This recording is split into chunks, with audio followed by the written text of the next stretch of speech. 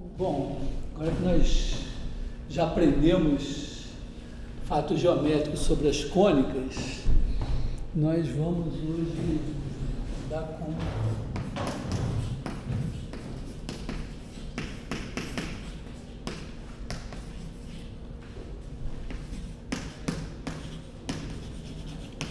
equações de segundo grau. A ideia, bom, pelo que nós vimos, nós temos uma elipse. Se nós, em coordenadas adequadas, se nós colocarmos um sistema de coordenadas da melhor maneira, elipse nos dá uma equação do tipo x2 sobre a2 mais y2 sobre b2 igual a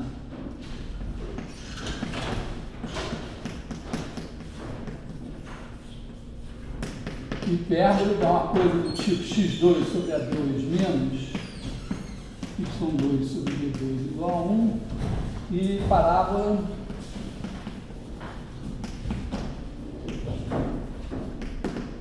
dá uma coisa do tipo y igual a 1 sobre, não me lembro se era 4a ou 4a2,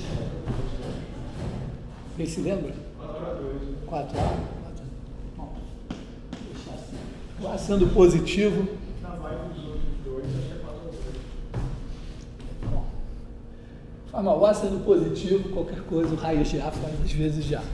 É importante que aqui, né, isso aqui sempre assim, né, no caso da elipse, você tem o eixo maior no eixo do x, o eixo menor no eixo dos y, e você tem coisa assim. No caso da hipérbole,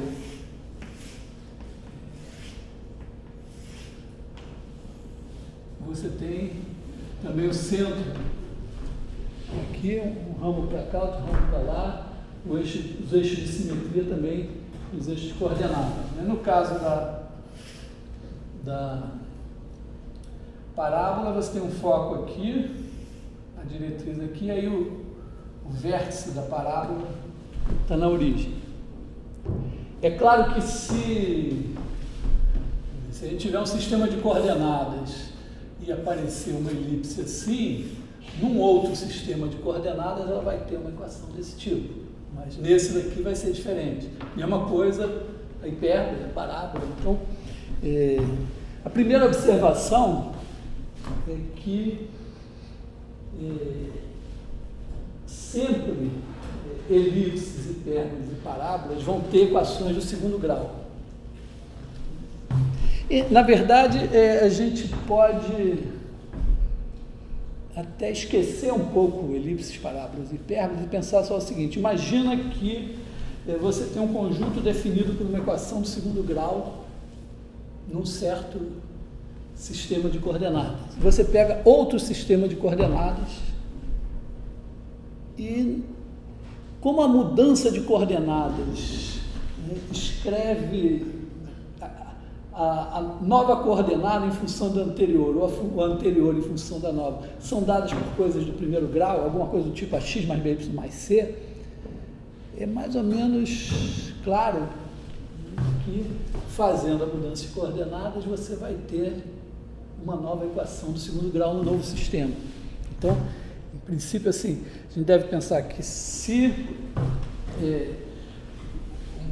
colocasse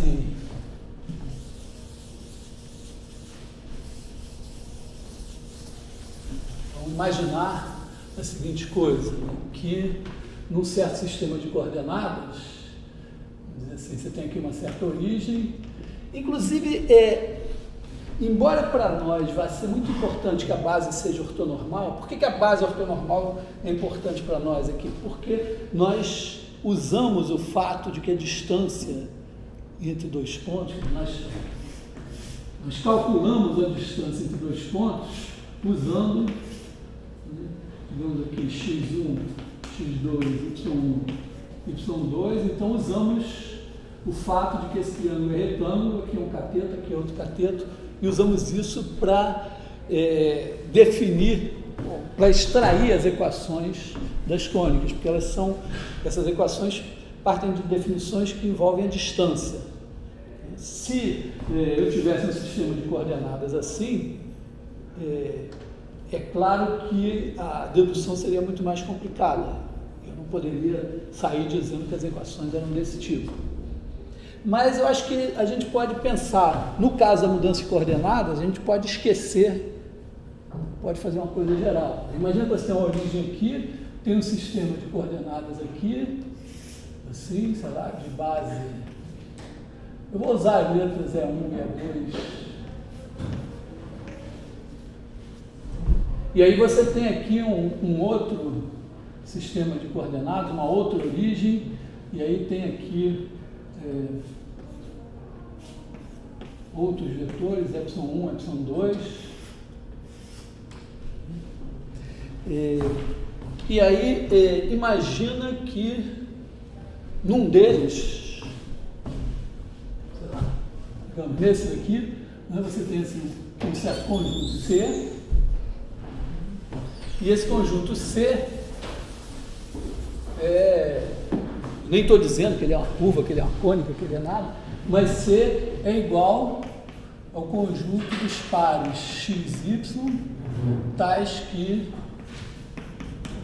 ax2 mais bxy mais cy2 mais bx mais y mais f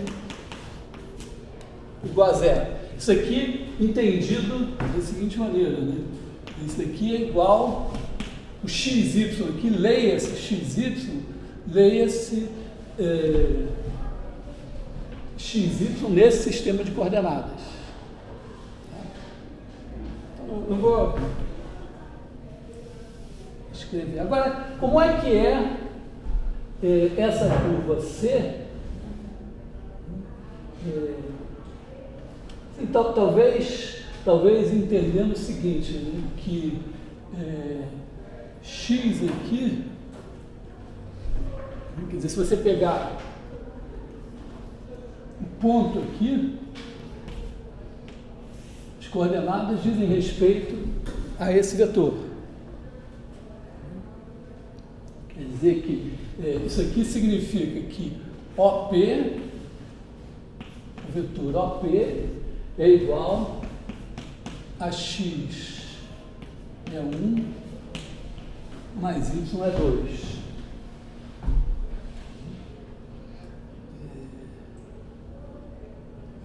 Agora, imagina que eu queira aqui, coordenadas, digamos, U e V, então aqui eu vou ter o vetor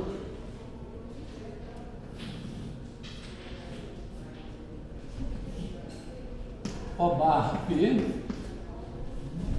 O barra P vai ser igual a U ε1 mais V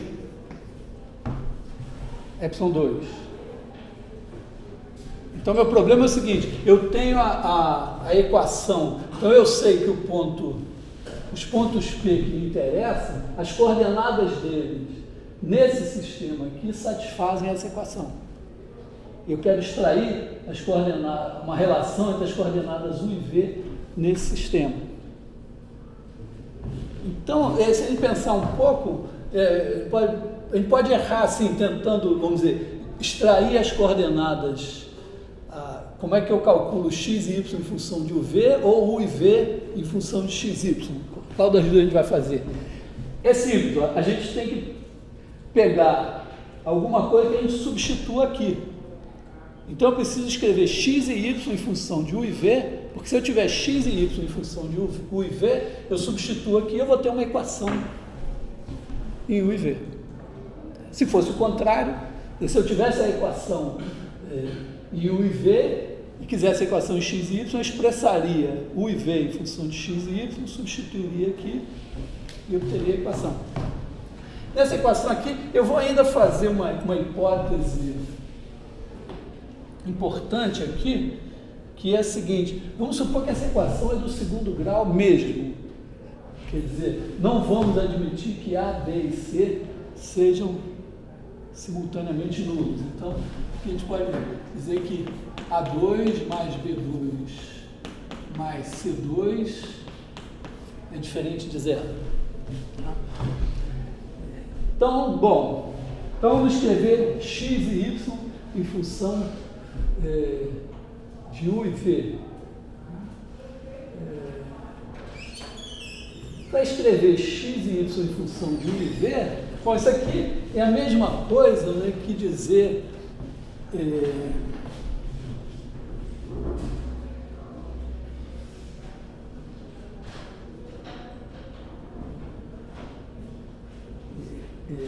aqui eu posso também escrever, dependendo de como eu queira, eu posso escrever OP, se eu tiver nesse sistema de coordenadas, também posso usar esse vetor aqui.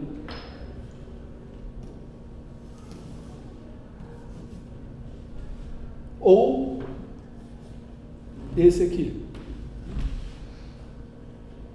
Bom, então eu tenho que tirar, digamos que eu conheça as coordenadas u e v e eu queira as coordenadas x e y. Então eu vou ter que escrever o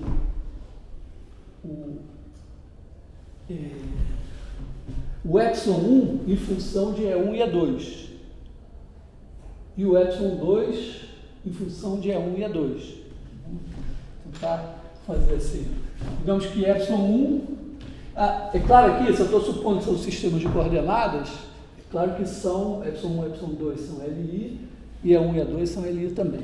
Então eu posso escrever, com certeza, epsilon 1 igual a, sei lá, A1 é 1 mais A21 é 2. E o epsilon 2 igual a A12 é 1 mais A22 é 2.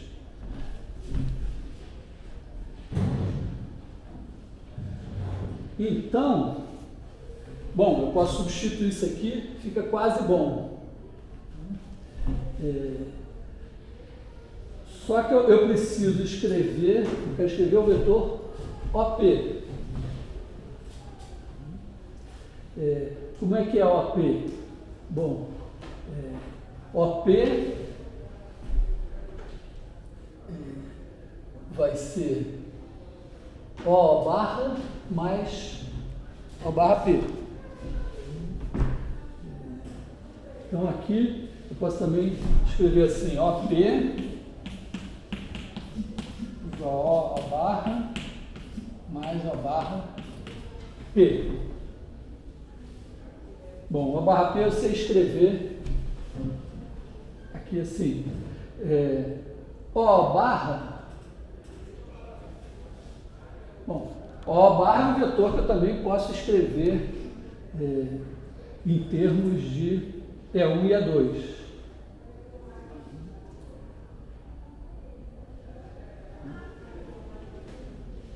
É isso que eu preciso mesmo. Então, O barra P vai estar escrito assim. Bom, esse aqui resumo. Bom, então, isso aqui, vamos escrever assim, isso aqui é igual a U, A1 é 1 mais A21 é 2. Eu estou fazendo deliberadamente sem matrizes, embora as matrizes estejam embutidas aqui, né? Mais V, A12 é 1 mais A22 é 2.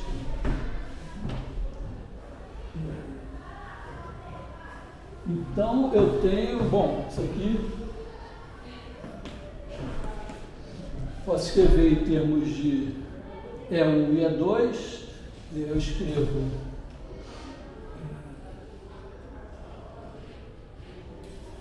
A11 mais A12 V é 1 mais A21 mais A22 V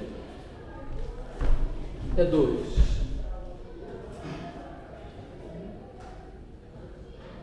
Peraí. Esse aqui eu vou igual aqui, né? Confundir assim, né? Então eu tenho o O barra P escrito em termos de E1 é 2. Agora se eu escrever o O barra em termos de E1 é 2, eu fico com tudo. Então eu posso escrever aqui O barra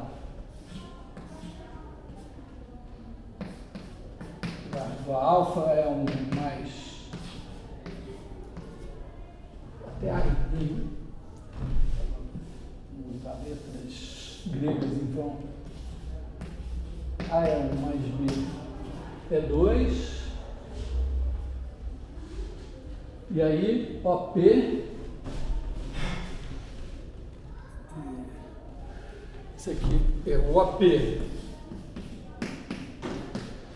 é igual a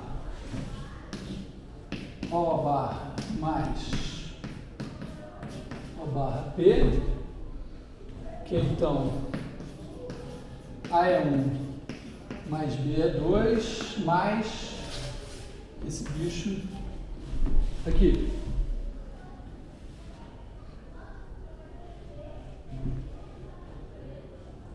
Então, moral da história, né? É X. Isso aqui, então esse vetor aqui está sendo escrito como combinação linear desses dois. O X corresponde a A mais A1U mais A12V. E o Y corresponde ao B mais A21U mais A22V. Então, como estava previsto, né, X e Y são funções do primeiro grau em U e V. Então, agora na hora que eu... Então, isso tem que ser, essa igualdade tem que acontecer porque esses caras são linearmente independentes. Então, se esse vetor se escreve como combinação linear de E1 e E2, como x é 1 mais y é 2, e também se escreve como isso é 1 mais isso é 2, então esse é igual a x, esse é igual a y. Bom, então agora pega esses caras e substitui na equação. Tá na mão, né? Tá na cara. Agora, quer dizer, quando você botar, fizer isso ao quadrado, vai aparecer termos em U ao quadrado, em V ao quadrado e o V. Isso ao quadrado, U ao quadrado, V ao quadrado. O produto XY também vai aparecer termos de segundo grau, e esses termos aqui só vão dar coisas do primeiro grau. Então eu já concluí que se o meu conjunto C é dado por uma equação do segundo grau num sistema de coordenadas, se eu mudar o sistema de coordenadas, também será dado por uma equação de segundo grau. Com um pequeno detalhe que eu acho que é relevante aqui. Esse aqui eu estou supondo que é do segundo grau mesmo. Eu estou supondo que A, B e C são diferentes de zero. Quer dizer, diferentes de zero não. Os três não podem ser nulos ao mesmo tempo. Algum deles é diferente de zero. Então, seria interessante verificar aqui se o A barra, o B barra, o C barra, que vão sair daqui, se algum deles também vai ser diferente de zero. Então, seria bom olhar quem é aqui o cara que vem para o 2, quem é o cara que vem para V2 e quem é que vem para o V. Vou apagar aqui o que já não é mais necessário, torcendo para não ter errado nada.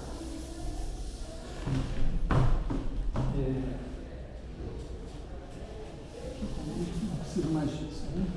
Então, vamos ver.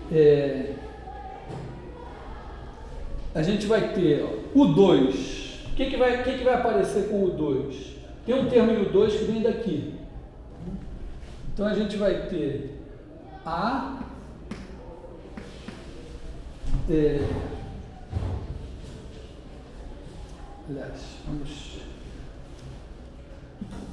vamos fazer, quer dizer, o que vem de... pegando assim, AX2. Então, AX2 vai me dar A vezes A11 ao quadrado vezes o 2. Depois, do CY2,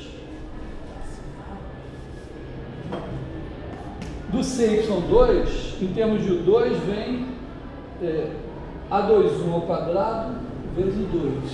Então, C A21 ao quadrado. E do BXY vem B vezes esse, mais B vezes A1, A21. Digamos que esse cara daqui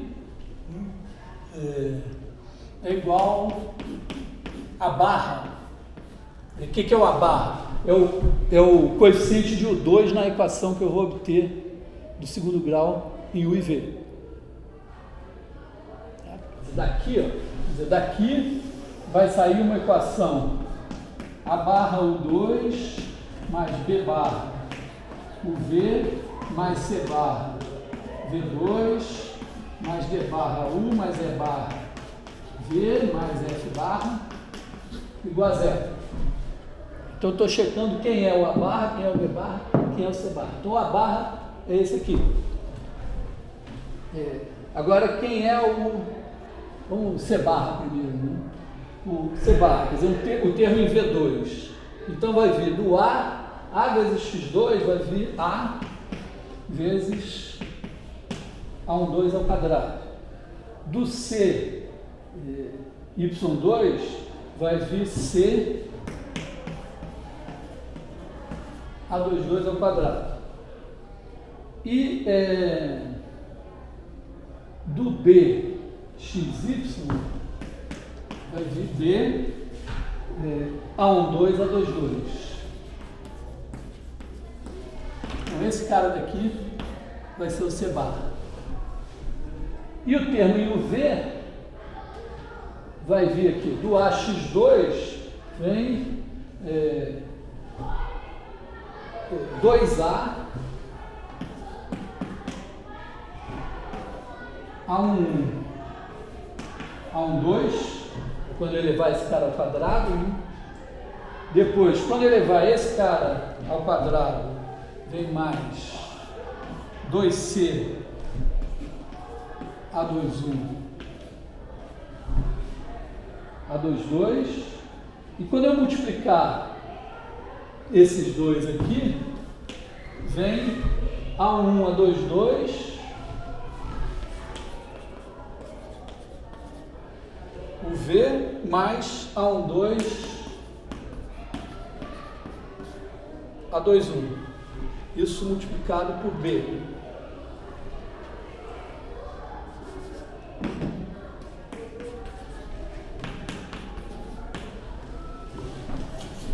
Então, se eu não errei nas contas,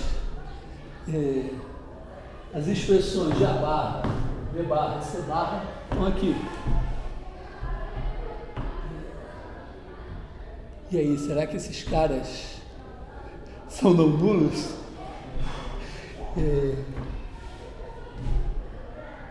Eu tenho uma ideia para provar que eles são não nulos, que é a seguinte: a situação é perfeitamente simétrica. Né? Quer dizer, a gente podia ter partido de A barra dessa equação aqui e chegado nessa daqui. Observa que se a gente partir dessa equação,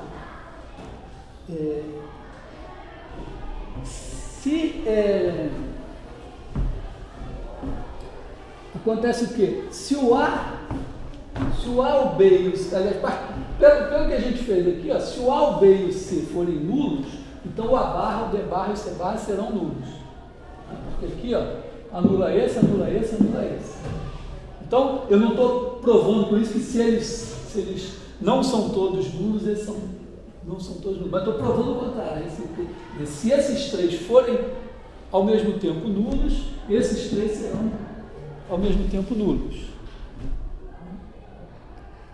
Isso significa que, se eu fizer o contrário, vale também. Quer dizer, se esses três forem nulos ao mesmo tempo, eu faço o trabalho ao contrário, tiro o A, o B e o C em função desses caras com as fórmulas correspondentes, e o A, B e C serão nulos.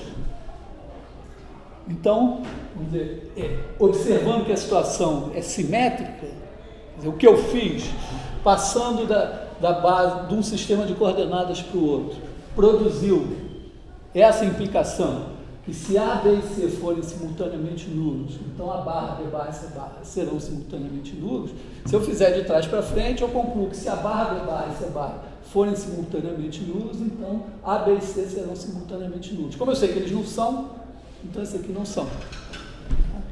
Então eu concluo que se eu venho de uma equação, se eu tenho um conjunto definido de uma equação de segundo grau num sistema de coordenadas, se eu mudar o sistema de coordenadas, aí, base canônica ou não canônica, não importa, no novo sistema também vai ser, o conjunto também vai ser definido por uma equação de segundo grau mesmo. Bom, por enquanto isso só nos adianta para dizer assim, bom, uma elipse é dada no sistema de coordenadas bonitinho por uma equação de segundo grau.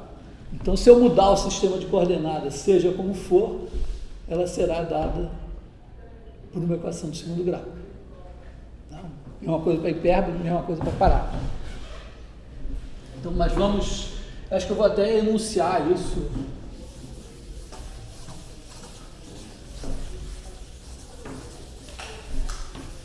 Como uma proposição, né? Na verdade, é quase que um exercício, mas botar assim, proposição.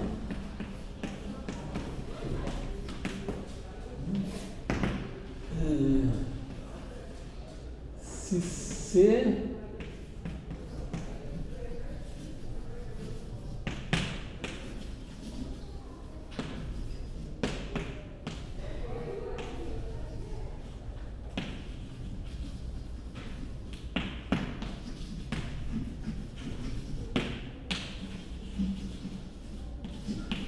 assim, OXY,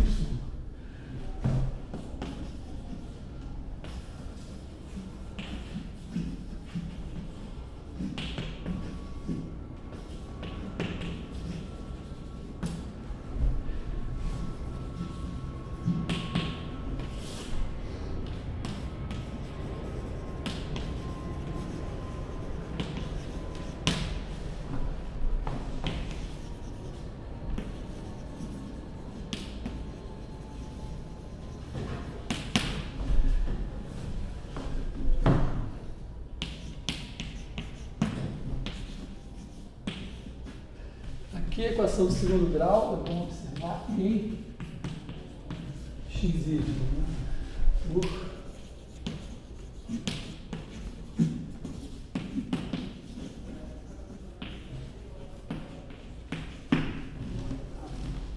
Então foi isso que nós acabamos de demonstrar. Então nós acabamos de demonstrar em particular que em qualquer sistema de coordenadas, uma cônica será dada por uma equação de segundo grau. E aí a questão agora que se coloca é saber se, dada uma equação de segundo grau qualquer, em x e y, se aquilo corresponde a alguma cônica. Como é que a gente faz isso?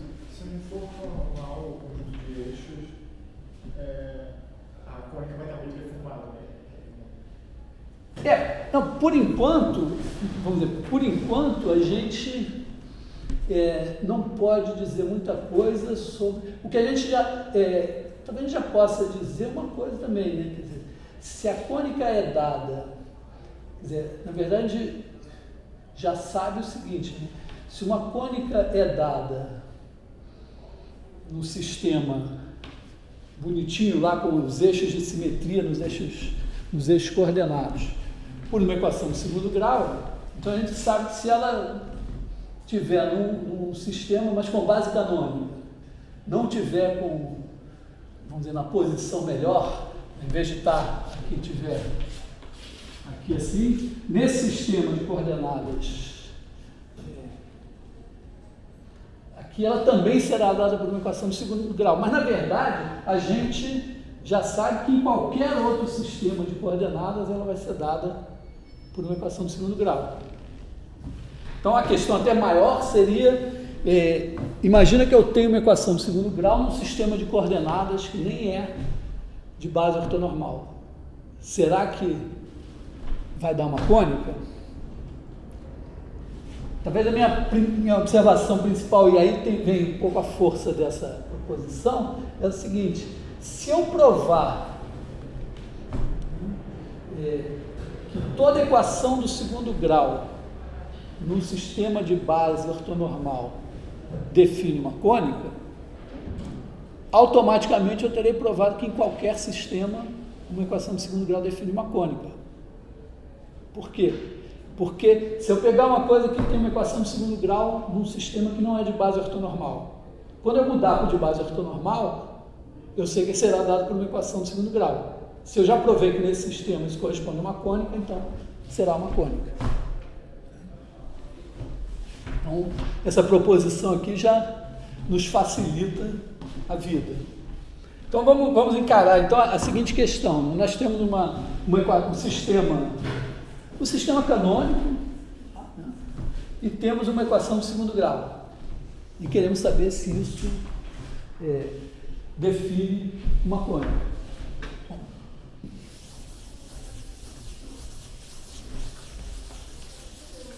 Então, digamos que nós temos uma equação assim: ax2 mais bxy mais cy2 mais dx mais ey mais f igual a zero. Eu vou fazer uma observação assim, simples, é a seguinte: se você fizer uma mudança de coordenadas com uma simples translação de eixos, digamos que, vamos dizer, tem um cara aqui de coordenadas xy, nesse sistema aqui. Se esse aqui é um V, então se esse ponto daqui tem coordenadas x0, y0, então é claro que U é igual a x menos x0 e V é igual a y menos y0. Então, um sistema assim tem essa simplicidade. E transformar, é claro que a gente não pode esperar que em geral vai ser assim, mas imagina que esse termo daqui não exista.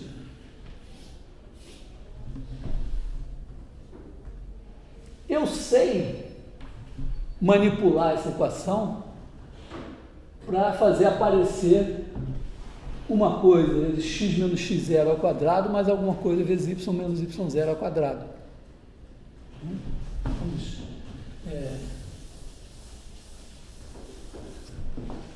Olha só, aqui ó, eu posso pegar ax2 mais dx e escrever assim: a vezes x2 mais 2 vezes d sobre 2a. Vamos aqui estou pensando assim que a é diferente de zero, c é diferente de zero, tudo lindo, né? Tem isso aqui.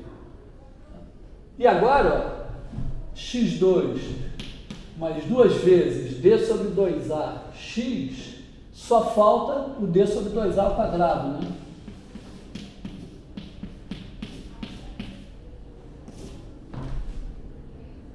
Tá, depois eu vou ter que descontar esse cara que eu acrescentei.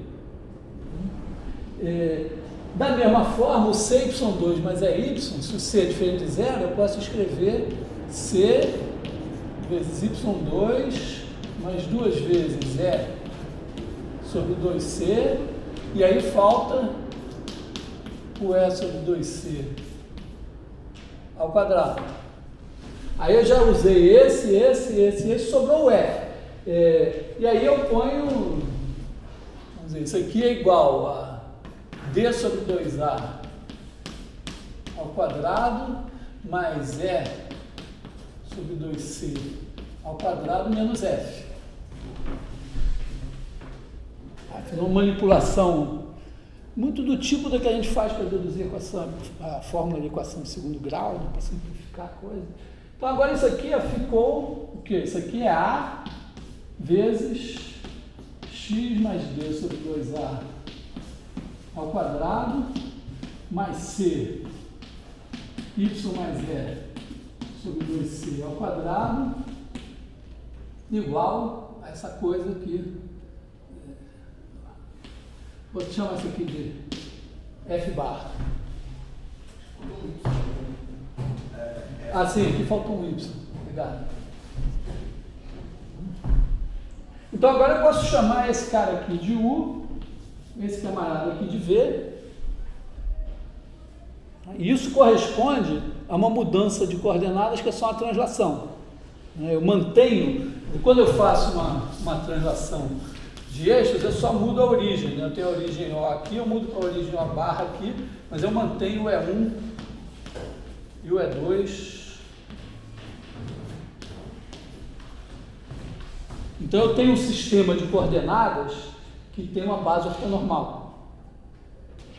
Então se a equação for uma daquelas que eu conheço para o sistema de base ortonormal, eu digo, isso aqui é uma cônica.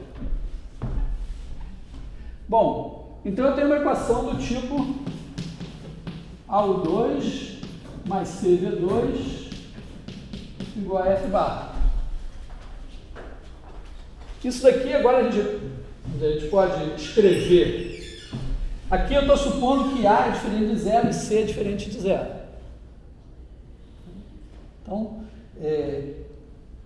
o que pode acontecer aqui nessa história, né? Isso aqui vira, eu posso escrever assim, U2 sobre F barra sobre A, mais V2 sobre F barra sobre C, igual a 1.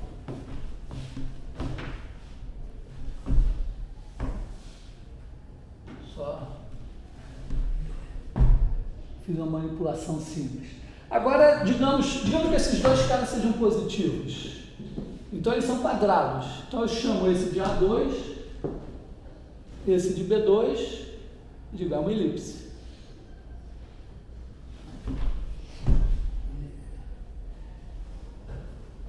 Então, se esses dois caras... Então, aqui, o que pode acontecer?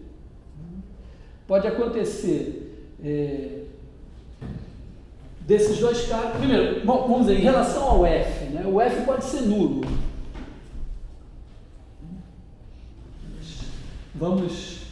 E o sinal, aqui ó, o sinal do A e do C pode ser o mesmo.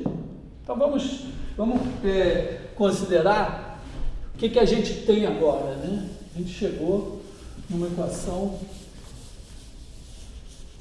que é isso aí.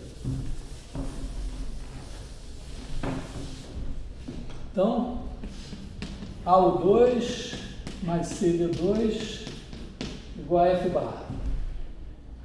Então, digamos que o A e C têm o mesmo sinal. Então, A e C com o mesmo sinal. Bom, se calhar desse sinal ainda ser o mesmo do F, ótimo, né? Mas pode ser, bom, o que pode acontecer agora? Bom, F barra igual a zero. Então eu vou ter alguma coisa que vai ser igual a zero, e que nessa circunstância desses dois caras de mesmo sinal, só se o 2 e V2 forem zero, só se U e V forem zero. Sei lá, 2U2 mais 3V2 igual a zero, então só se o 2 e V2 forem iguais a zero. Menos 5U2 menos 7V2 igual a zero também, só se o 2 e V2 forem iguais a zero. Então, F igual a zero, isso daqui diz que U e V tem que ser iguais a zero. Bom, se o IV são iguais a zero, é um ponto. Então, isso aqui dá um ponto. Esse ponto não estava previsto, né? Mas ponto é uma cônica, porque olha só, você tem o cone, se você passar um plano pelo vértice, é uma cônica. É degenerada, mas é uma cônica. Bom, porque, na verdade, é isso. Você diz, ó, pega um cone circular reto e secciona por um plano. Se o plano passar pelo vértice, pode dar um ponto. Pode dar, inclusive, se ele vier, você tem um cone, assim, aí você passa o plano aqui, aí você vem inclinando esse plano, está o plano azul, aí você vem inclinando esse plano, tem uma hora que ele pega uma geratriz do cone, e aí vai dar uma reta. E se ele passar assim, ele vai cortar em duas geratrizes, duas retas concorrentes. Então você já vê que ponto, reta e duas retas concorrentes são casos possíveis de cônica. Um ponto ainda não está tão ruim assim. Agora, bom, o que pode acontecer? F barra com o sinal de A e C. Bom, aí é isso. Esse cara será positivo, esse cara será positivo, porque esses dois têm o mesmo sinal, esses dois têm o mesmo sinal. Isso daqui você chama de A ao quadrado, esse aqui de B ao quadrado, e é uma elipse. Então, elipse. Mas ainda pode acontecer F barra com o sinal errado.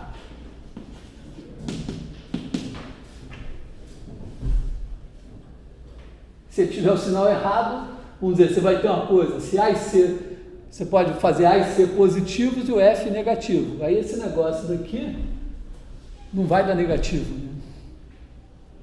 Então você vai dar o conjunto vazio. O conjunto vazio pode ser uma cônica? Em princípio não, né? Para você ter um cone, não tem como um plano não cortar o cone. Mas a gente pode roubar um pouquinho ainda. Considerar que o cilindro, a gente trabalhou com ele no começo, né? O cilindro é um cone ainda aceitável, com o vértice lá no infinito. Aí, bom que pelo menos o conjunto vazio. Então vamos aceitar isso aqui também como uma cônica ainda forçada. Isso significa nos complexos que a elipse está deitada na direção dos complexos não reais? Quer dizer, no caso de você, é uma questão que eu não vou colocar aqui, mas que a gente pode, não tem como dizer que não existe, né? É pensar que essa curva que a gente está pensando em R2 podia ser em C2. E aí, quando está em C2, tem mais coisas do que a gente está. Vamos dizer, esse conjunto vazio aqui não existiria. Mas os outros casos também teriam mais coisas. Mas, como eu falei, a questão de ver a que conjunto correspondem as soluções de uma equação polinomial ou de um sistema de equações polinomiais, essa questão pode ser colocada em Rn ou em Cn. Isso mais ou menos corresponde a fazer geometria algébrica no caso real ou no caso complexo. Entendendo que, de qualquer maneira, assim como no estudo de equações polinomiais mais simples, você tem que ter sempre presente o caso complexo, também no caso real. Faz sentido ter o caso complexo presente. Vou, por enquanto, me limitar a essa situação assim. Agora, bom, tem um outro caso que seria A e C sinais opostos. Claro, depois eu ainda vou ter que considerar o caso em que um dos dois seja nulo.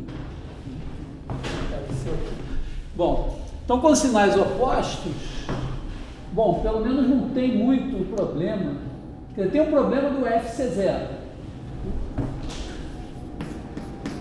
F barra igual a zero. Então a gente teria uma coisa assim, isso aqui corresponderia a uma coisa do tipo, ó, alfa 2, o 2 menos beta 2, V2 igual a zero. Esse aqui tem sinal positivo, esse tem sinal negativo. Se fosse o contrário, eu multiplicava por menos 1 e ficava assim. Isso daqui se fatora de maneira simples, ó, alfa U menos beta V vezes alfa U mais beta V igual a zero.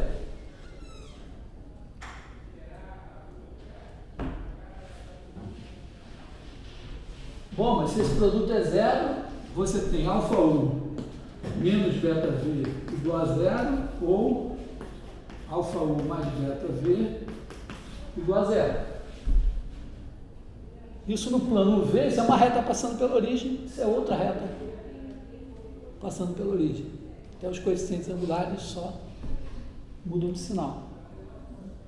Então, significa que para o cara satisfazer essa equação, ou ele está nessa reta ou está nessa. Então, está na união. Então, você tem um par de retas concorrentes.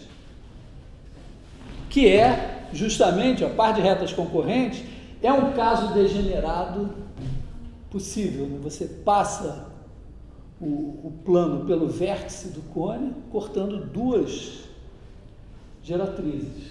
Então, esse caso daqui corresponde a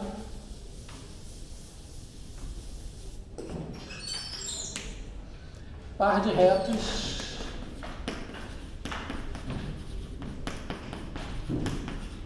concorrente, não vai caber aqui, então vou usar esse símbolo sugestivo para dizer que elas são concorrentes. Bom, e aí não faz sentido muito eu perguntar se o F barra tem sinal de A ou de C, simplesmente se ele for diferente de zero, ele tem o sinal de um dos dois. Então, se você tem um caso B, F barra diferente de zero, então você vai ter uma coisa do tipo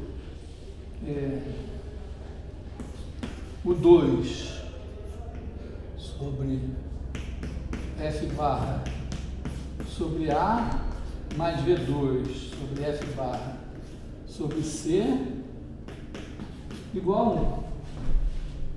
E aí, digamos, a gente pode, ou esse é positivo e esse negativo, ou esse negativo e esse positivo, é só uma inversão dos eixos. Digamos que esse seja positivo, esse seja negativo, então você bota um sinal menos aqui, bota um menos aqui, isso fica positivo, e aí você vai ter uma coisa do tipo o 2 sobre A2 menos V2 sobre B2 igual a 1, ou o 2 menos o 2 sobre B2, deixa eu botar assim, o V2 sobre A2 menos o 2 sobre B2 igual a 1.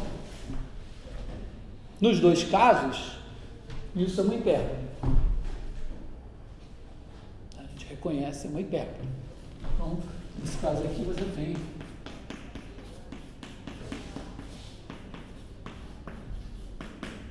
hipérbole. Observe que essa classificação tem uma certa lógica aqui, que é o seguinte, ó, a elipse corresponde a você ver com um plano assim, né? Quando esse plano passa por aqui, você acha um ponto. Então, o ponto é um caso degenerado de elipse. Enquanto que no caso da hipérbole, você vem com um plano assim. Quando ele passa aqui pelo vértice, você corta um par de retas. Então, um par de retas concorrentes é um caso degenerado de hipérbole. Tá? Bom, a parábola não apareceu. É porque a parábola ela não tem x2 e y2 ao mesmo tempo. Ela precisa que um dos dois só esteja no segundo grau. Então, deve vir do caso em que ou A é zero ou C é zero. Então,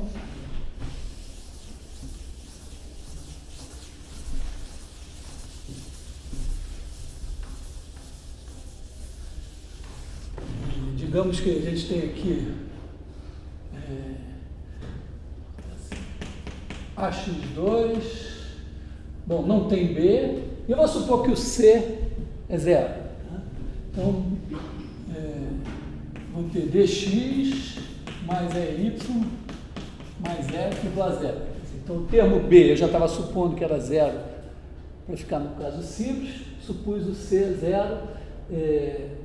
Bom, aqui ó, a gente ajeita, né? Faz uma coisa, faz A, x2 mais 2D sobre 2A, x mais D sobre 2A ao quadrado, aí mais, isso aqui é igual a D sobre 2A ao quadrado menos F menos EY.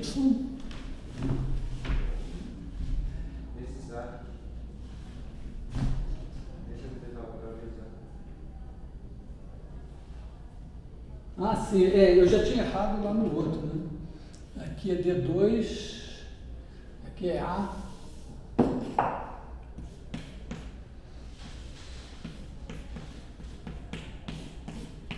Da D2 sobre 4A aqui, né?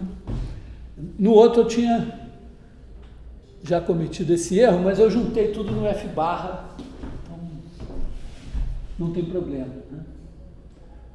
Foi um erro perdoável. Perdoável, quer dizer, que não causou danos. Perdoável, não sei. Bom, então, aqui, ó, isso aqui vai ficar a U2, né? Isso aqui mesma coisa vira um U2. Agora tem duas possibilidades, ó. Ou é zero ou não é zero. Porque se o E não for zero, eu posso chamar isso tudo aqui de V. É uma mudança, né? Quer dizer, isso aqui eu posso, vamos dizer, isso aqui eu posso escrever. Se o E não for zero, eu posso escrever E que multiplica Y menos F sobre E mais A sobre E D sobre 2A ao quadrado, e posso chamar isso aqui de V. Tá? Então eu ficaria com uma coisa ao 2 igual a E V. E aí, bom, divido por E aqui, isso vai me dar uma parábola. Então, vamos dizer assim, esse é o caso 3, né? A é diferente de zero, parábola. Bom, mas se o E for zero, eu vou ficar com AU2 igual a alguma coisa aqui, que vou chamar de F barra. E aí isso tem, em princípio, se o F for diferente de zero, isso aqui vai dar U igual a mais ou menos raiz, posso escrever assim. Se o F for diferente de zero, são dois números diferentes. Não são dois pontos, são duas retas paralelas, né? Quer dizer, você tem aqui U, V, U igual a esse, ao positivo, dá uma reta, U igual ao negativo, outra reta. Então dá um par de retas paralelas. E se o F for nulo, tem uma reta. Então aqui E igual a zero, F barra igual a zero, reta. Bom, reta estava previsto. É justamente, você vem com o plano assim da parábola, e aí você, quando chega no vértice, você vai catar uma geratriz só. Mas o caso C é igual a zero, F barra diferente de zero, você tem par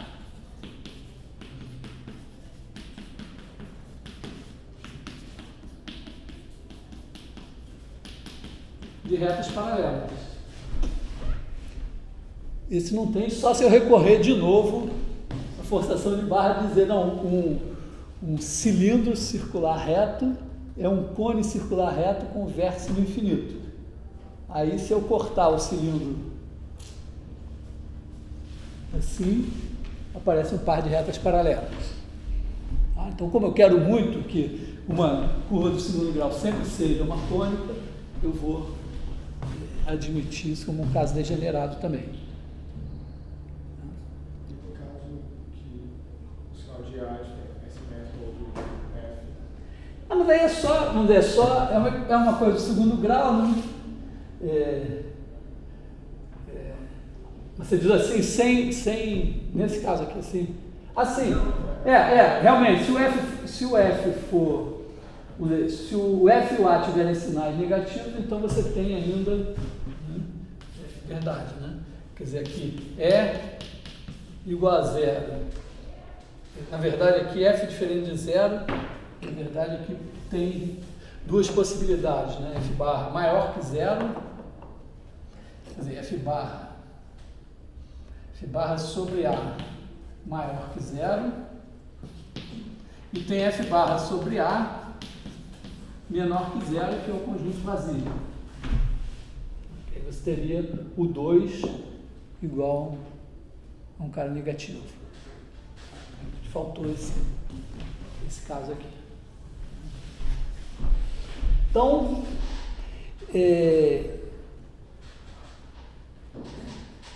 não é nada, mesmo nesse caso simplesinho, que não tem o termo em x, y, a gente viu que sempre dá uma cônica, mas incluindo os casos degenerados. Não, vamos dizer, não era preciso ter feito tudo isso para reparar, né, que quando você faz uma coisa do tipo AX mais BY mais C vezes A barra X mais B barra Y mais C barra igual a zero, isso dá uma equação de segundo grau em x e y, isso é um produto de duas equações de reta, então isso aqui vai ser satisfeito se eu tiver numa das retas, quer dizer, se isso for zero ou se isso for zero.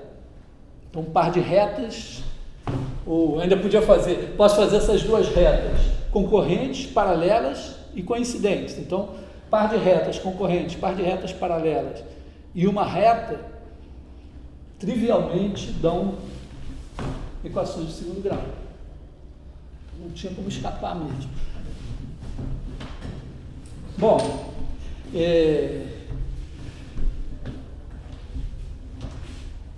apagar o quadro aqui.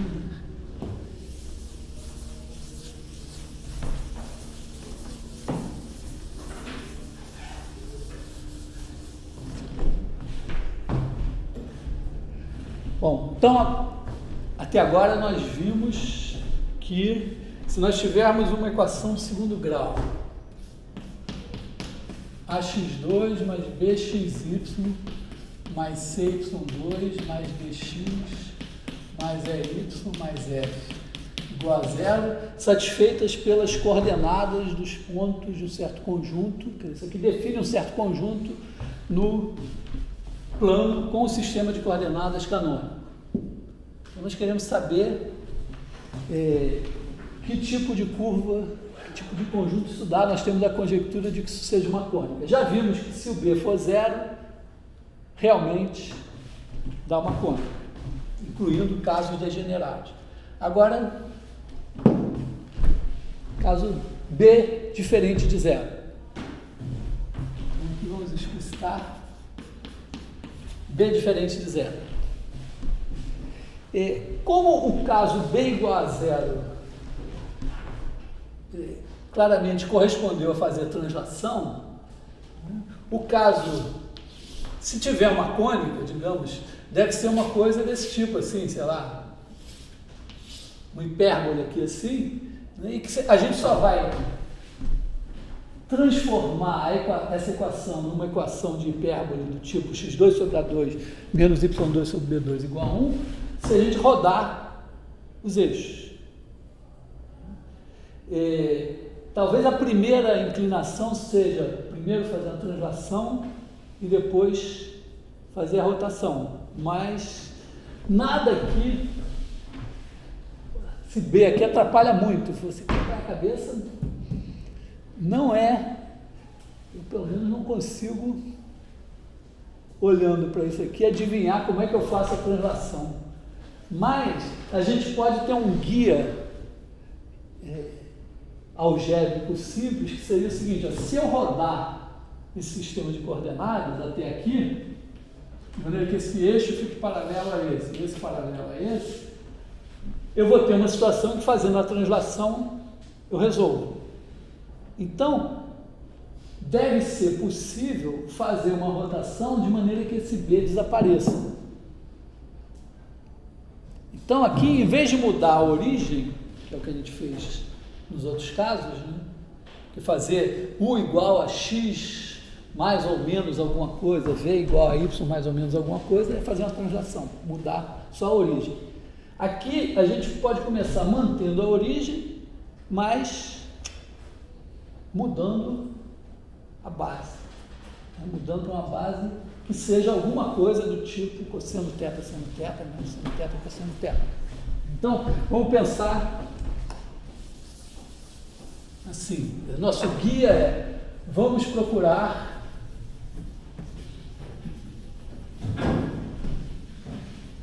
nova base ortonormal para nós. É tabu, por quê? Porque nós queremos chegar numa equação que seja uma daquelas que a gente conhece. E aquelas equações a gente conhece e a gente deduziu supondo que a base era ortonormal.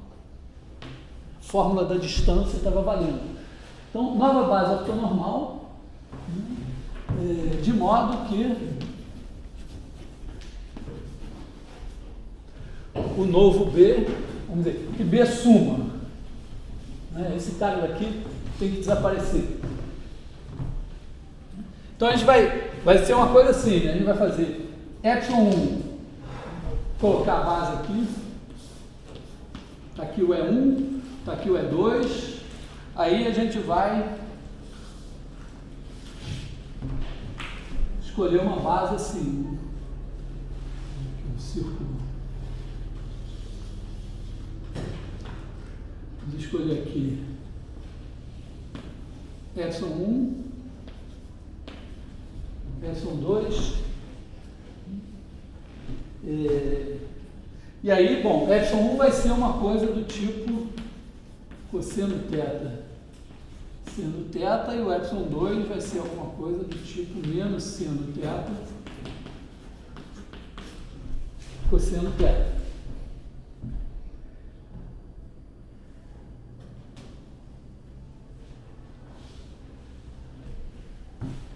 Então, vamos dizer,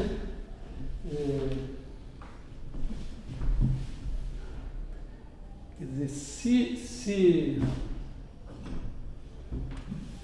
eu tiver o ε1 mais v ε2, esse cara aqui, ele vai ser igual...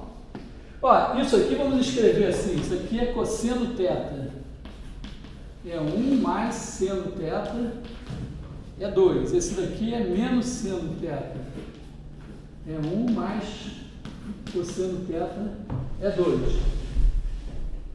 Então, se eu tenho as coordenadas U e V, eu posso substituir o ε1 e o ε2 dados por essas expressões, e eu vou ter as coordenadas x e y, porque olha só, aqui eu vou ter U que multiplica cosseno teta é 1 mais seno teta é 2 mais V menos seno θ é 1, mais cosseno θ é 2.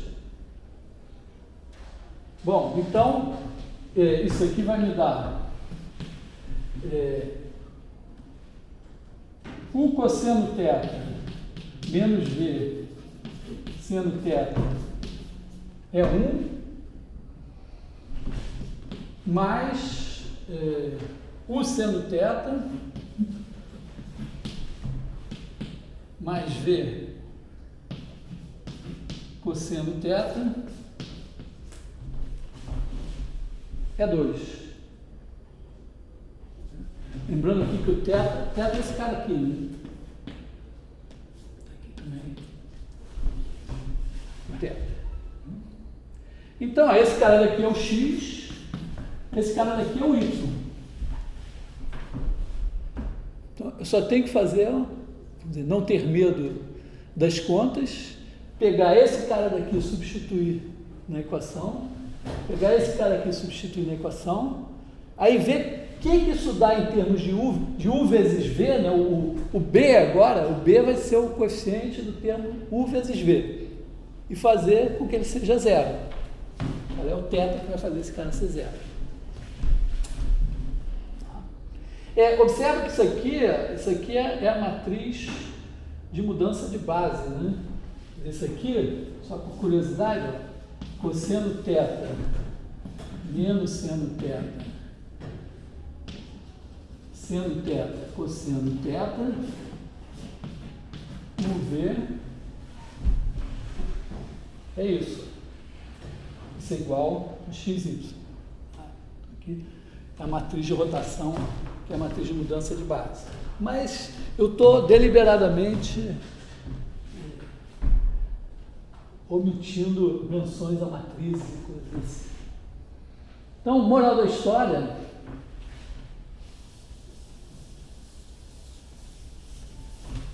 apagamos isso tudo aqui e agora é álgebra. Conta.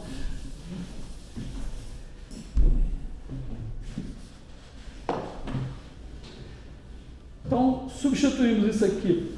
Onde tem x entra isso, onde tem y entra isso.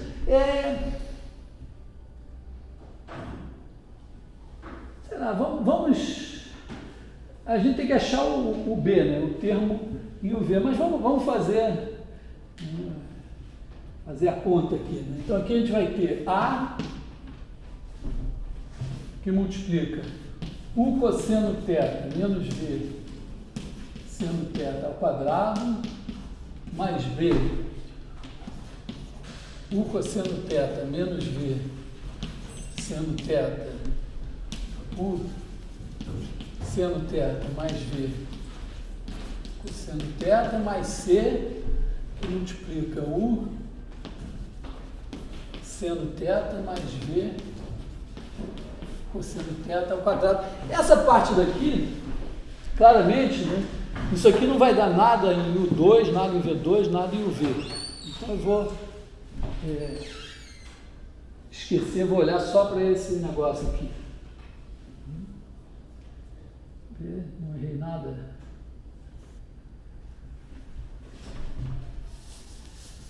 Então, apago isso. E vamos ver o que isso dá. O que isso dá em termos de U2? A gente vai ter aqui A, que multiplica cosseno quadrado θ, dá um termo U2 aqui. Aí a gente tem mais B cosseno θ seno θ, e mais C seno quadrado θ, isso aqui, U2. Em termos de V2, a gente tem A seno quadrado θ, mais B, menos B, cosseno θ, seno θ, e mais C cosseno quadrado θ. Aqui é o coeficiente do V2. Claro que esses caras nem nos interessam. Não é isso que nos interessa. O que nos interessa é o termo em UV. Então, o termo em UV vem daqui, né? A gente tem A, duas vezes A, cosseno θ. Seno θ com sinal menos na frente. Depois aqui a gente tem mais B, que multiplica cosseno quadrado θ, e aqui menos seno quadrado θ. Está parecendo bom, né? Porque aqui tem um seno de 2θ, aqui tem um cosseno de 2θ. E aqui a gente tem C com 2 também, né? Seno θ, cosseno θ. Isso daqui multiplica o V. Esse cara daqui que a gente quer que seja zero. Então, voltando à estratégia, a gente está girando os eixos, escolhendo uma nova base, que é dada por um ângulo θ. E se a gente mudar para essa nova base, essa é a nossa curva, vamos chamar de curva, né? Vai ser dada por uma nova equação em U e V, em que o termo em U2 está aqui, o termo em V2 está aqui, e o termo em UV está aqui. Tem mais termo em U, termo em V, termo independente, que a gente nem calculou. Mas o que a gente quer é o quê? É cair no caso anterior. A gente quer que esse cara daqui não exista. Então nós queremos θ de maneira que, pagar essa história então,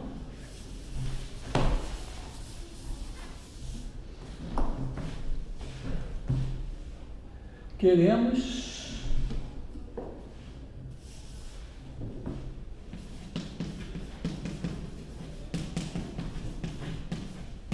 θ ao que?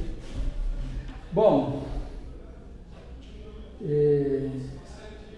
então aqui a gente tem duas vezes C menos, não, tem C menos A sendo θ, né?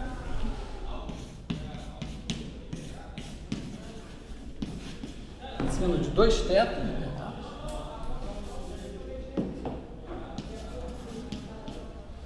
mais B cosseno de 2θ igual a zero. Isso aqui, ó, tem C seno de 2θ menos A seno de 2θ, então C menos A seno de 2θ mais B cosseno de 2θ. Então, a tangente de 2θ está na mão, né? Então, apago essa história toda.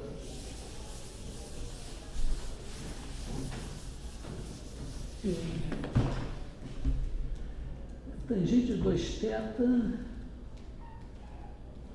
Tem problema, se eu fizer. Vamos ver assim. Se eu fizer a tangente de 2θ, eu vou ter que dividir por C menos A, que eu não sei se é diferente de zero, mas o B é diferente de zero, né? Então é melhor dividir por B. Então a gente escreve aqui A menos C seno de 2θ é igual a B cosseno de 2θ. Aí divide por B e fica com A menos C sobre B é igual a cosseno de 2θ sobre seno de 2θ, que é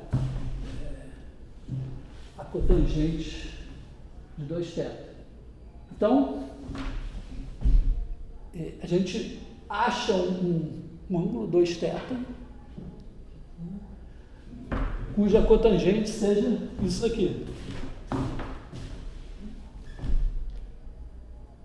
Sempre tem, né?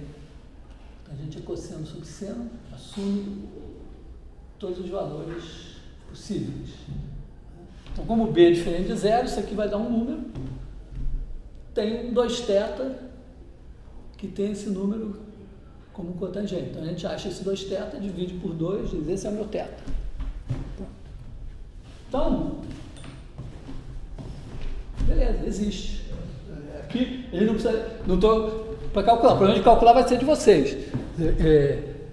Trabalho para vocês.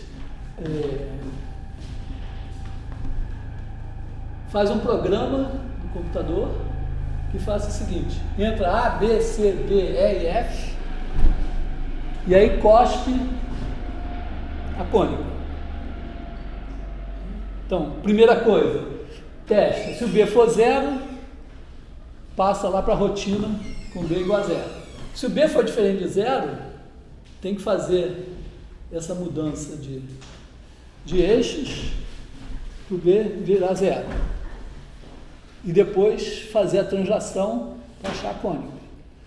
E no fim, dizer, ó, isso aqui é uma elipse com o centro dado assim, assim, assim, o eixo maior é esse, o eixo menor é esse, o A é esse, o B é esse, o C é esse, a simplicidade, não sei o que lá, e desenhar. O mínimo, alguém que programa tem que conseguir fazer. Quanto é que eu vou pagar por isso, ainda não sei, mas seria o suficiente. Ah, bom, vocês tiraram a nota péssima na segunda prova, né? Então, não, isso aí pode melhorar a nota da segunda prova. Né? Vamos ver, vai valer 2 pontos, 2 preciosos pontos a mais na nota da segunda prova, fazer esse programa que funciona. Tem que entrar, certo? Profissional. Posso chegar lá e entrar chegar com meus A, B, C, D, E e F, e eu vou saber qual é a cônica que eu fabriquei antes, ele vai ter que dizer tudo certinho. Tá? Não é só dizer uma elipse, tem que dizer todas as características. Então, bom trabalho de programação, pede uma interface gráfica, assim. Vocês têm professor de computação para encher o saco deles, se for o caso, monitores, tudo. Mas, importante aqui para nós acabamos de demonstrar, então, que se você tiver um conjunto caracterizado por uma equação de segundo grau num sistema de coordenadas canônico, então esse conjunto é uma cônica, porque a gente acabou com o B, acabando com o B, acabando no caso anterior, achou uma cônica ou casos degenerados. Mais ainda, né, se for uma curva definida por uma equação de segundo grau, num sistema de coordenadas qualquer, mesmo que não seja de base canônica, também é uma cônica. Por quê? Porque pela proposição anterior, a gente viu que se num sistema de coordenadas qualquer ele é dado por uma equação de segundo grau, se eu mudar para um sistema canônico, ele também será dado por uma equação de segundo grau. E aí, cai nisso. Então, isso até merece teorema. Se eu não me engano, isso foi demonstrado pelo Fermat, que é um dos pais da geometria analítica, lá nos 1600 e pouco. Então, teorema.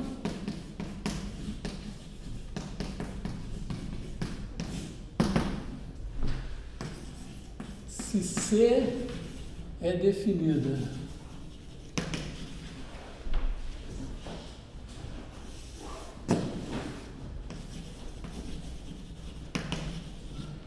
vou botar definido porque C é o conjunto.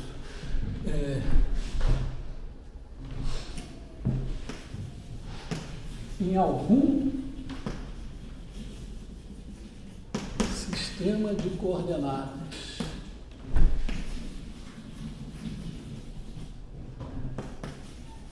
uma equação do segundo grau, então C é uma cônica. Vou botar aqui a ressalva, né? Possivelmente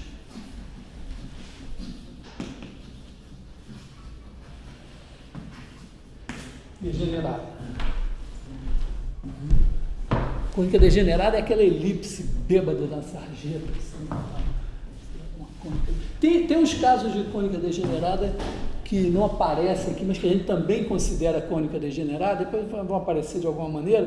Por exemplo, uma elipse,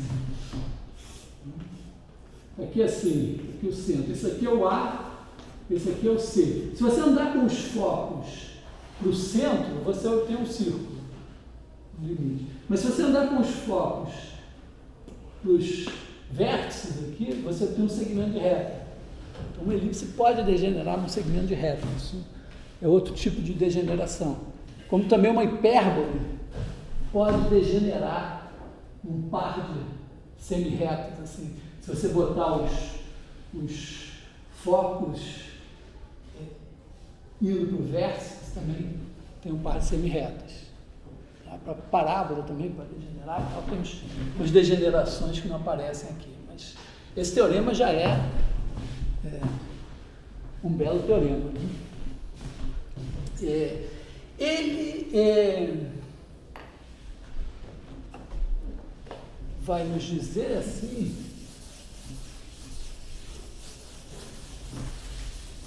ele vai ter tem várias coisas que a gente vai conseguir deduzir com esse teorema. Por exemplo, uma coisa que não é exatamente óbvia é o seguinte: se você pegar e tiver uma cônica, aqui tem uma cônica, aí você aplicou uma transformação linear, está aqui o quadriculado, aplicou uma transformação linear, e isso virou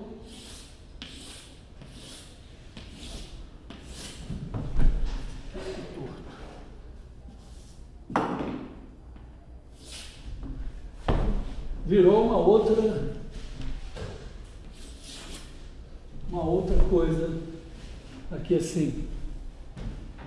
Será que é uma cônica? Que seja, mas repara que quando você faz uma transformação linear, você multiplica por uma matriz, né? E aí o que acontece, né? A imagem, os pontos da imagem têm as mesmas coordenadas dos pontos. Aqui você tem assim, você tem o ponto x é 1 mais y é 2, você aplica a transformação linear t, ele vira xt de E1 mais yt de E2. Suponha que a nossa transformação linear seja objetiva, quer dizer, aqui, esse cara daqui, digamos, é o ε1, esse cara daqui é o ε2. Vamos fazer mudando a orientação por dentro para ter alguma graça. Né? Então, isso aqui é x ε1 mais y ε2. Agora, se x e y satisfazem uma equação de segundo grau, aqui é o mesmo x e o mesmo y, as coordenadas do novo sistema. Então, você vai ter um conjunto aqui definido por uma equação de segundo grau nesse sistema de coordenadas. Bom, o que a gente acabou de ver é uma cônica. Então, a imagem de uma cônica de uma transformação linear bijetiva é uma cônica. Mas será que... Bom, eu não conseguiria imaginar, acho que todo mundo vai concordar comigo. Não dá para imaginar que uma elipse possa virar uma hipérbole. É uma transformação linear. Elipse não pode virar hipérbole. Então, é mais um pouco, né? Porque, primeiro, as cônicas degeneradas, ponto vira ponto. Transformação linear, reta vira reta. Par de retas concorrentes vira par de retas concorrentes. Transformação linear preserva o paralelismo também, né? Porque o vetor que dá a direção, isso aqui, você tem a reta dada por P0 mais TV, se você pegar aqui P1 mais TV, aqui você vai ter P de P0 mais P de TV, P de P1 mais e você vai ter o Q de V também. Se o mesmo vetor aqui da direção dessa, o mesmo vai dar a direção aqui. Então leva paralelas em paralelas. Né? Conjunto vazio vai em conjunto vazio. Então os casos degenerados, certamente você leva no mesmo caso degenerado. Agora, dos casos não degenerados, elipse é a única que é limitada.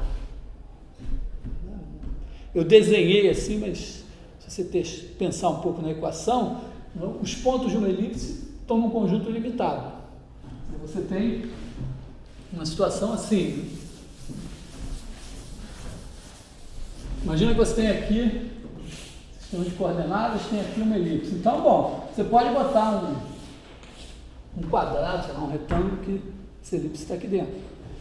Quando você fizer a transformação linear, esse gosta de virar uma coisa assim, e a sua imagem vai estar aqui dentro.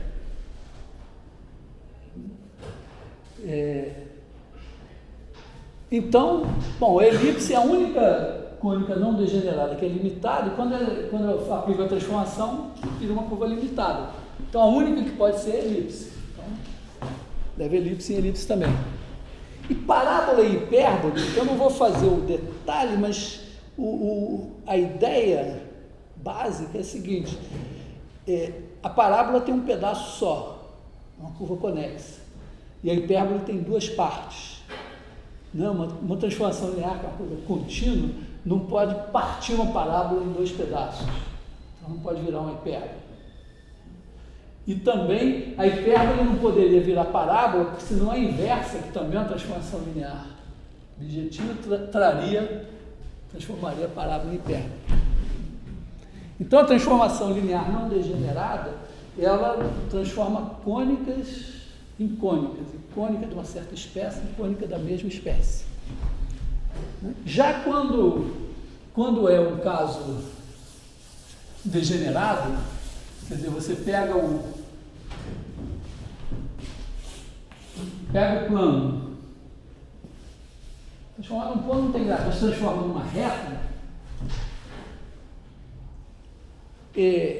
não é difícil ver. Por exemplo, pensa na projeção, né? Se você tiver uma elipse assim, projetar tudo aqui no eixo X, ela vira um segmento de reta.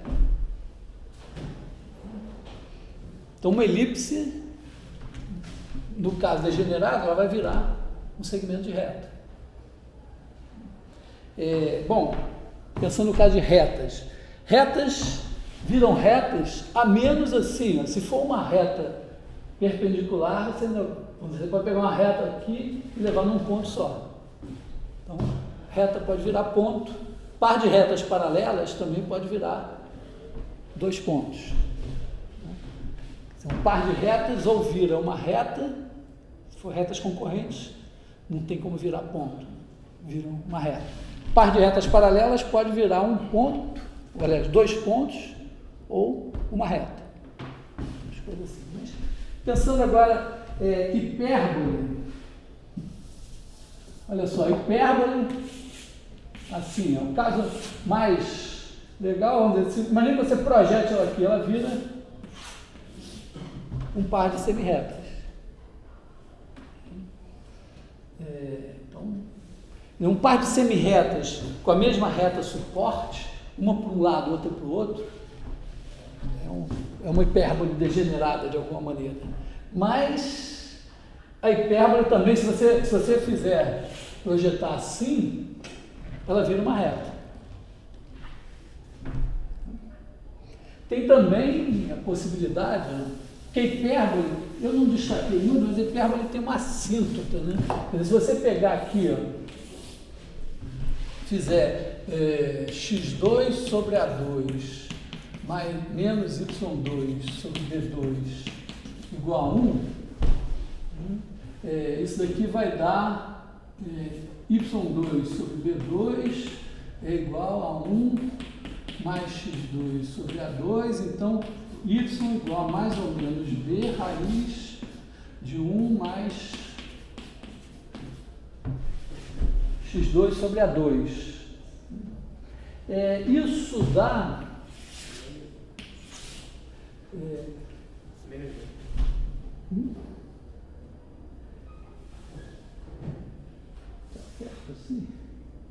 Isso aqui vai dar uma coisa assim,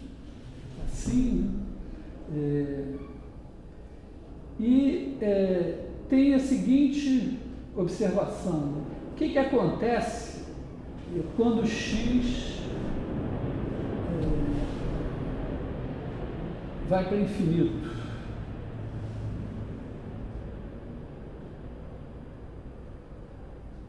Ou, sei lá, pensando assim, você pode também escrever isso aqui, y igual a mais ou menos b raiz de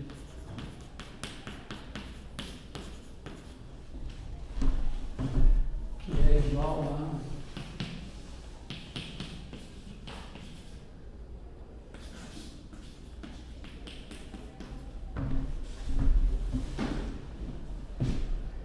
isso aqui, ó, é quase para x grande, isso aqui é quase x. Esse é quase y igual a mais ou menos b sobre a x. Quer dizer, para x grande, ele encosta nessa reta aqui, ó, que é y igual a b sobre a x, e para aqui é y igual a menos b sobre a x. São as assíntotas. Se você traçar essa curva aqui, ela vai dar uma coisa assim, só que quando x é grande, ela tende para essa reta aqui. Você pode...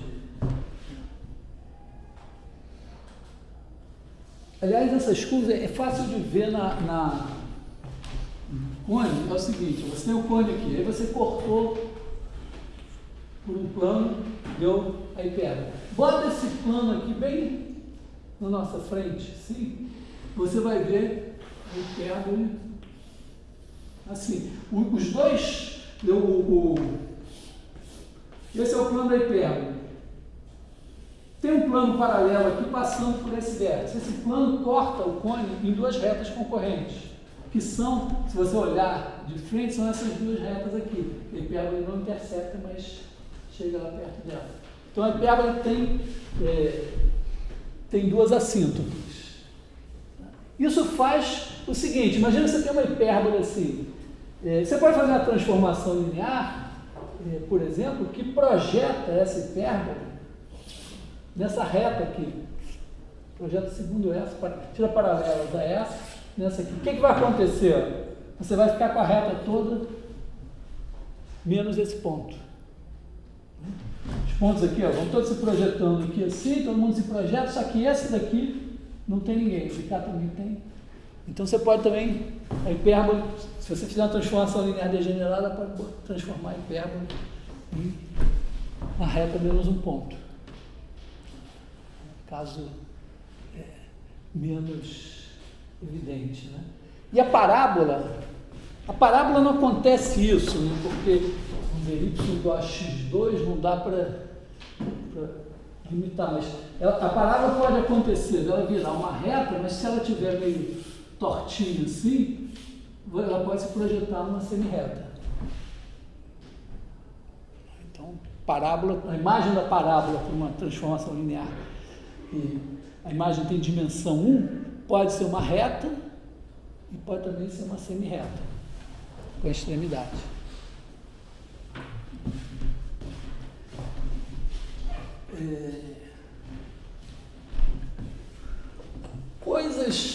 Coisas assim muito úteis são o seguinte: ó, qualquer elipse, x2 sobre A2 mais y2 sobre B2 igual a 1, pode vir de uma coisa do tipo 2 mais V2 igual a 1.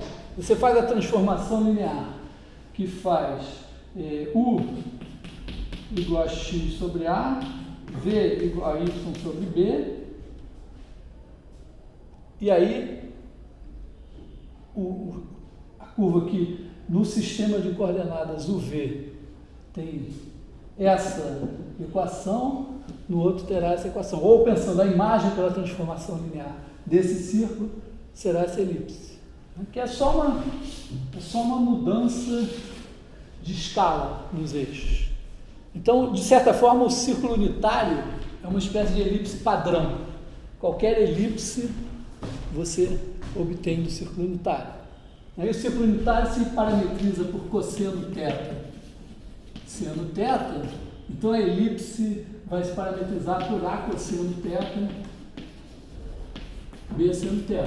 Os pontos dessa forma, com θ variando, vão satisfazer essa equação. A hipérbole também, se você tiver x2 sobre A2 menos y2 sobre B2 igual a 1, bom, você pode escrever isso assim, ó, x sobre A mais y sobre B vezes x sobre A menos y sobre B igual a 1, quadrado desse menos quadrado desse, chamar esse aqui de U, esse daqui de V, e aí ficar com UV igual a 1. Ou, se você preferir fazer a outra mudança, né, fazer partir de U2 menos V2 igual a 1, você também pode fazer U igual a x sobre A e V igual a y sobre B, e aí ficar com U2 menos V2 igual a 1. E essa daqui é mais simples do ponto de vista algébrico. UV igual a 1, você tem U, V, é a y igual a 1 sobre x. Né? A função V igual a 1 sobre U. Então, essa aqui é uma hipérbole padrão também. E por que eu estou dizendo isso? Porque às vezes a gente quer entender alguma coisa sobre elipse ou sobre hipérbole, e é algo que não muda por transformações lineares, lá, tangência, coisas assim. Alguma coisa, se você fizer uma transformação linear, aquela propriedade, a essência não muda. Então, em vez de pegar uma equação geral de elipse e tentar provar para qualquer elipse, você prova para o círculo. E depois você passa para a elipse. Mesma coisa, em vez de fazer para uma hipérbole qualquer, você faz para uma hipérbole assim e passa para uma hipérbole geral. Então, vamos dizer, então, tem duas coisas um pouquinho mais pesadas, mais surpreendentes, vamos dizer, ou menos evidentes, que a gente pode já demonstrar, são as seguintes. Primeiro, a vista em perspectiva de uma cônica. O que é a vista em perspectiva de uma cônica? Você bota uma cônica, sei lá, digamos, uma parábola, sei lá, onde que seja uma parábola, aqui no quadro, bota um ponto de vista em algum lugar, um plano que não precisa ser paralelo ao quadro, e aí olha essa parábola e vê o que aparece nesse plano. Ou seja, você pega essa parábola, usa como diretriz, pega um vértice fora do plano da parábola, da cônica em geral, constrói o cone ligando esse ponto a todos os pontos da cônica, vamos dar um cone, que não é mais circular, não é mais reto, e corta por um plano. Então, questão, imagina isso, você tem um plano aqui no chão, desenha uma cônica nesse plano, pega um ponto fora desse plano, não tem que estar assim, alinhado com o centro da cônica, nada, com o eixo, nada, ponto qualquer, aí liga os pontos da cônica a esse ponto, você tem um cone. Agora corta esse bicho por um plano. O que dá? Resposta que nós já conseguimos fazer. Dá uma cônica, eventualmente faltando no máximo 2 pontos. O faltando 2 pontos, você pode perceber pelo seguinte, pensa um caso simples assim, né? Pensa que você tem esse cone aqui, aí cortou por um plano e produziu essa hipérbole. Essa hipérbole, ela tem pontos em todas as geratrizes desse cone, exceto vamos dizer, esse plano aqui passou aqui assim, e aí o plano paralelo a esse, passando pelo vértice, está aqui. Ele corta aqui em duas geratrizes, e essas duas geratrizes não tem pontos na hipérbole. Então, se eu ligar esse vértice aos pontos da hipérbole, eu vou recuperar o meu cone, com exceção dessas duas geratrizes.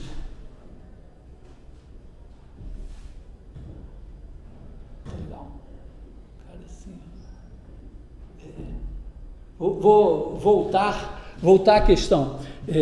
Eu quero saber, por exemplo, eu peguei uma hipérbole, desenhei uma hipérbole no chão, peguei um ponto fora do chão, liguei os pontos da hipérbole nesse ponto, produzi um cone esquisito a partir da hipérbole. Aí corto esse cone por um plano.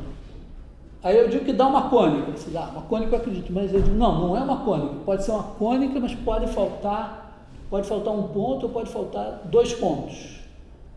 Então vou só explicar por que pode faltar 2 pontos. Imagina que eu não peguei a minha hipérbole do nada. Eu tinha um cone circular reto, bonitinho, e aí cortei por um plano.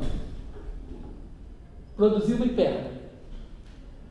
Observa que essa hipérbole, qualquer geratriz, quando você faz a hipérbole, você vem por um plano assim.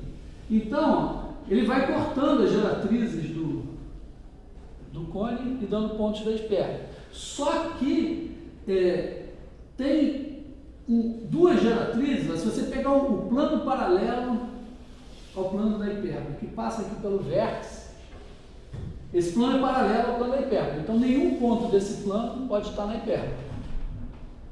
Só que ele corta esse cone em duas geratrizes. Então, essas duas geratrizes não têm ponto na hipérbole. As outras têm. Tá?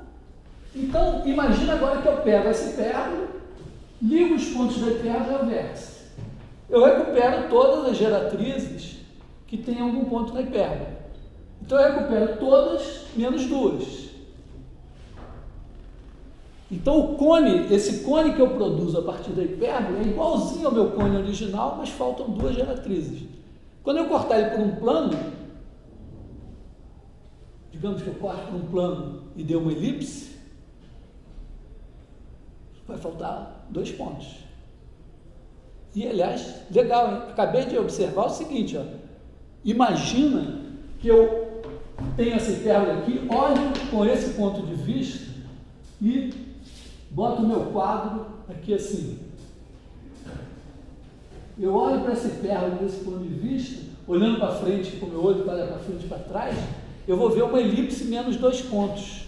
Eu vou ver uma coisa assim. Isso aqui é um ramo da hipérbole, isso aqui é o outro ramo da hipérbole. Então, é possível você olhar para uma hipérbole e ver uma elipse. Então, isso nós vamos provar usando as coisas que a gente viu até agora. Outra coisa que nós podemos provar também é a questão seguinte, quantos pontos define uma cônica? Então, por 2 pontos passa uma reta, por 3 passa um círculo, por 5 pontos passa uma única cônica.